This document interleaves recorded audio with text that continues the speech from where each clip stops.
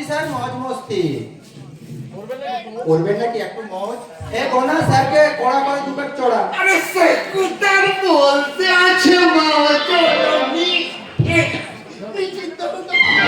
সেটা তার আগে বলুন এখানে গণমস্তির আসর বসলো কেন? না না স্যার না হঠাৎ নয় স্যার ওই আমরা একটু আনন্দ ফুর্তি করার জন্য সবাই মিলে মাঝে মাঝে করি আর কি। শুধু কি আনন্দ ফুর্তি না এই আনন্দ ফুর্তির মাঝখানে কালা টাকার কালো ধান্দা? ছি ছি ছি ছি স্যার, ছি ছি ছি, ও কথা বলে লজ্জা দেবেন না স্যার। আপনি চেনেন না, এরা সব বড় বড় অফিসের এক একজন অফিসার, আর আমায় তো আপনি ভালো করেই চেনেন না। হ্যাঁ চিনি, কিন্তু ভালো করে নয়। যেদিন ভালো করে চিনবো সেদিন একটু হিসাবটা অন্যরকম হবে না? স্যার আপনি কি বলতে চাইছেন? আপনি এভাবে কথা বলছেন কেন? আপনি কি আমাদের সন্দেহ করছেন? সন্দেহ? ওই সন্দেহ নামক শব্দটা পুলিশের পৈতৃক সম্পত্তি ম্যাডাম। তাই যে কোনো বিষয়ে নিজের মা বাবা ভাই বোন এবং নিজের স্ত্রীকেও সন্দেহ করে। আর আপনি তো অন্যের স্ত্রী ম্যাডাম। তাহলে এত দূর থেকে যখন ছুটে এসে কিছু বললেন, তখনটা করবেন নাকি একটু মজ? করবো, নিশ্চয়ই করবো। আর সেদিন আপনাদের সকলকে পেট পুড়ে খাওয়াবো। কেমন পেটটা যেন আমার ফেটে না যায়। চলে বলে কি হলো বলে তারা ছেলে হলো না মেয়ে হলো? এতদিন তো তাহলে কথাগুলো আমি বলে এসেছি, এবার তাহলে আমায় দেখতে হবে ওই ছেলেটা আর মেয়েটা তারা করলো কে।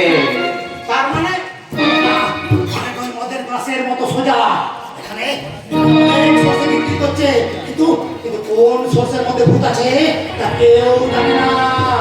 কিন্তু তুই এখানে কেন? দেখতে এলাম এখানে অনেক বড় বড় মাপের মানুষ ছুটেছে, তাই পাওনাটা নিশ্চয়ই অনেক বড় মাপের হবে গো।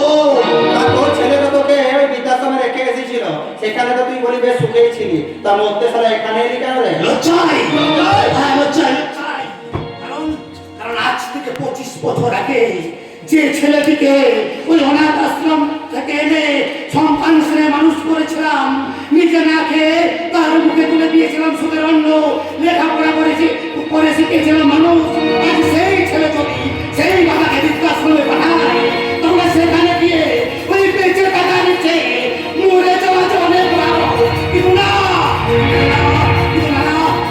আমি আজও মরিনি, আমি আজও বেঁচে আছি ওই ভগবানের নিত্যে ধরা বিচারের দেখার জন্য। আর বিচারের দেখার জন্য বিচার